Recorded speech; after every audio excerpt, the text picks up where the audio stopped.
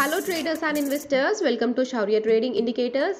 ఈ వీడియోలో మనము 10th డిసెంబర్ కోసం Nifty, bank Nifty support and resistance level చూద్దామండి. అండ్ దానికన్నా ముందుగా ఈ రోజు మార్కెట్ గురించి ఒకసారి డిస్కస్ చేద్దాము, ఓకేనా? సో నేనైతే నిఫ్టీ 50 చార్ట్ ఓపెన్ చేశానండి. నిఫ్టీలో ఈరోజు మనమైతే మార్నింగ్ గ్యాప్ డౌన్ చూసాం కదా. అండ్ గ్యాప్ డౌన్ అయినా కూడా నిఫ్టీ మార్నింగ్ చాలా స్ట్రాంగ్గా హయ్యర్ సైడ్ వెళ్ళింది. సో 15 మినిట్స్ టైం ఫ్రేమ్ ప్రకారంగా చూస్తే మార్నింగ్ గ్యాప్ డౌన్ అయింది. అండ్ మళ్ళీ నిఫ్టీ ప్రీవియస్గా ఫామ్ అయిన సెలా లెవెల్ టచ్ చేసిన వెంటనే నిఫ్టీలో మనం ఫాల్ అయితే చూసాము, అవునా? అండ్ మళ్ళీ చూడండి, నిఫ్టీ మళ్ళీ హయ్యర్ సైడ్ వెళ్ళడానికి ట్రై చేసింది. అండ్ మళ్ళీ సెలా లెవెల్ ఉండే రిజెక్షన్ని ఫేస్ చేసింది. సైడ్ వెళ్తున్న ప్రతిసారి రెసిస్టెన్స్ లెవెల్ ఉండే రిజెక్షన్ని ఫేస్ చేస్తూనే ఉంది కదండి. అండ్ అలాగే ఇంకొక విషయం అండి, డిసెంబర్ అండ్ అలాగే 9th డిసెంబర్ చార్ట్స్ని రెండింటిని క్లబ్ చేసి చూసామంటే నిఫ్టీ ఒక ట్రెండ్ లైన్ బేస్ చేసుకొని కంటిన్యూస్గా రిజెక్షన్ని ఫేస్ చేస్తూనే ఉంది. సో చూసారు కదండి, నిఫ్టీ ఈ ట్రెండ్ లైన్ దగ్గర నుండి కంటిన్యూస్గా రిజెక్షన్ని ఫేస్ చేస్తూనే ఉంది, అవునా? సో మీరు చూడొచ్చండి ఇక్కడ నిఫ్టీ సో ఇక్కడ రిజెక్షన్ని ఫేస్ చేసింది. అండ్ నెక్స్ట్ ఇక్కడ రిజెక్షన్ని ఫేస్ చేసింది. నెక్స్ట్ మళ్ళీ ఇక్కడ రిజెక్షన్ ఫేస్ చేసింది.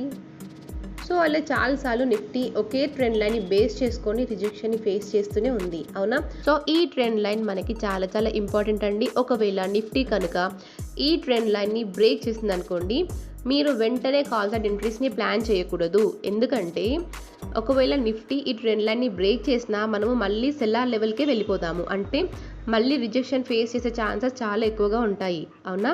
సో మీరు అలాంటప్పుడు ఏం చేయాలి అంటే, సో ప్రస్తుతానికి నిఫ్టీ ఇలా మూవ్ అవుతుంది, రైట్? ఒకవేళ బ్రేక్అవుట్ అయినా కూడా సో ఇక్కడ ఫస్ట్ ఉన్న సెల్లార్ లెవెల్ నుండే రిజెక్షన్ రావచ్చు, ఓకే? లేదంటే ఇక్కడ సెకండ్ కనిపిస్తుంది కదండి, ఈ సెల్లార్ లెవెల్ని కూడా రిజెక్షన్ రావచ్చు. సో మీరు మళ్ళీ ట్రేడ్ ఎప్పుడు ప్లాన్ చేయాలి అంటే, రిజెక్షన్ వచ్చి మళ్ళీ ఈ స్వింగ్ ఏదైతే బ్రేక్ అవుతుందో, సో ఇక్కడ స్వింగ్ ఉంది కదండి, ఈ స్వింగ్ బ్రేక్ అవ్వాలి, ఓకేనా?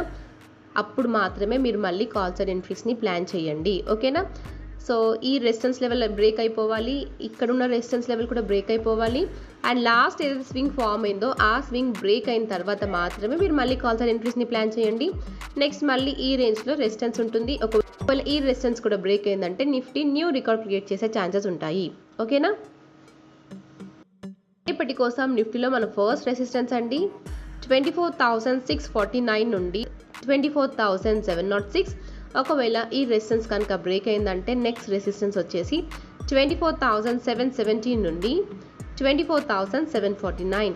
ఒకవేళ ఈ రెసిస్టెన్స్ కూడా బ్రేక్ అయిందంటే నెక్స్ట్ రెసిస్టెన్స్ వచ్చేసి 24,813 నుండి 24,882 రేంజ్లో ఉంది. అండ్ అలాగే చూస్తే మన ఫస్ట్ సపోర్ట్ అండి 24,353 నుండి 24,332. ఒకవేళ ఈ సపోర్ట్ కనుక బ్రేక్ అయిందంటే నెక్స్ట్ సపోర్ట్ వచ్చేసి 24,310 నుండి 24,260 రేంజ్లో ఉంది. అండ్ నెక్స్ట్ వన్ వచ్చేసి బ్యాంక్ నిఫ్టీ అండి. సో బ్యాంక్ నిఫ్టీ చూడండి, హయ్యర్ సైడ్ వెళ్ళింది. అండ్ ఎప్పుడైతే ప్రీవియస్గా ఫామ్ అయిన సెలా లెవెల్ని టచ్ చేసిందో అక్కడ నుండి మళ్ళీ ఫాలో అవుతూనే ఉంది, అవునా? సో ఈ రెసిస్టెన్స్ లెవెల్ చాలా చాలా ఇంపార్టెంట్ అండి. అండ్ అలాగే బ్యాంక్ నిఫ్టీలో కూడా మనము ప్రీవియస్ 2-3 డేస్ చార్ట్ని చూసామనుకోండి, అంటే బ్యాంక్ నిఫ్టీ కూడా సేమ్ నిఫ్టీ లాగే ఒకే ట్రెండ్ లైన్ బేస్ చేసుకొని రిజెక్షన్ని ఫేస్ చేస్తూనే ఉంది. సో ఇదండి ఆ ట్రెండ్ లైన్. సో మీరు చూడొచ్చు ఇక్కడ బ్యాంక్ నిఫ్టీ సో ఇక్కడ టచ్ అయింది, రిజెక్షన్ ఫేస్ చేసింది. అండ్ నెక్స్ట్ ఇక్కడ రిజెక్షన్ ఫేస్ చేసింది. అండ్ మళ్ళీ ఈరోజు కూడా రిజెక్షన్ని ఫేస్ చేసింది. సో బ్యాంక్ నిఫ్టీలో కూడా ఈ ట్రెండ్ లైన్ చాలా చాలా ఇంపార్టెంట్ అండి. ఒకవేళ ఈ ట్రెండ్ లైన్ కనుక బ్రేక్ అయిందంటే మళ్ళీ మనం కాల్స్ అండ్ ఎంట్రీస్ని ప్లాన్ చేయొచ్చండి. కాకపోతే ఇక్కడ మళ్ళీ మనకి సెల్లార్ రేంజ్ ఉంది, ఓకేనా? సో సెల్లార్ లెవెల్ ఉంది కాబట్టి మళ్ళీ రిజెక్షన్ వచ్చే ఛాన్సెస్ చాలా ఎక్కువ. సో మీరు ఏం చేస్తారంటే, ఒకవేళ బ్యాంక్ నిఫ్టీ కనుక మళ్ళీ ఈ సెల్లార్ లెవెల్కి వెళ్ళింది అనుకోండి, సో రిజెక్షన్ వస్తుంది. రిజెక్షన్ వచ్చి మళ్ళీ హయ్యర్ సైడ్ వెళ్ళినప్పుడు మాత్రమే ఎంట్రీస్ని ప్లాన్ చేయండి, ఓకేనా?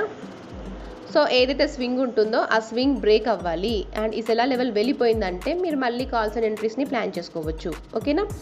అండ్ అలాగే చూస్తే బ్యాంక్ నిఫ్టీలో మన ఫస్ట్ సెల్లార్ రేంజ్ అండి 53,462 నుండి 53,505. ఒకవేళ ఈ రెసిస్టెన్స్ కనుక బ్రేక్ అయిందంటే నెక్స్ట్ రెసిస్టెన్స్ వచ్చేసి 53,598 నుండి 53,649. ఒకవేళ ఈ రెసిస్టెన్స్ కూడా బ్రేక్ అయిందంటే నెక్స్ట్ రెసిస్టెన్స్ వచ్చేసి 53,768 నుండి 53,943 రేంజ్లో ఉంది. అండ్ అలాగే చూస్తే మన ఫస్ట్ సపోర్ట్ అండి 53,020 నుండి 52,893. ఒకవేళ ఈ సపోర్ట్ కనుక బ్రేక్ అయిందంటే నెక్స్ట్ సపోర్ట్ వచ్చేసి 52,697 నుండి 52,621 రేంజ్లో ఉంది. సో ఇదండి రేపటి కోసం మన Nifty and bank Nifty support and resistance levels. And thank you for watching.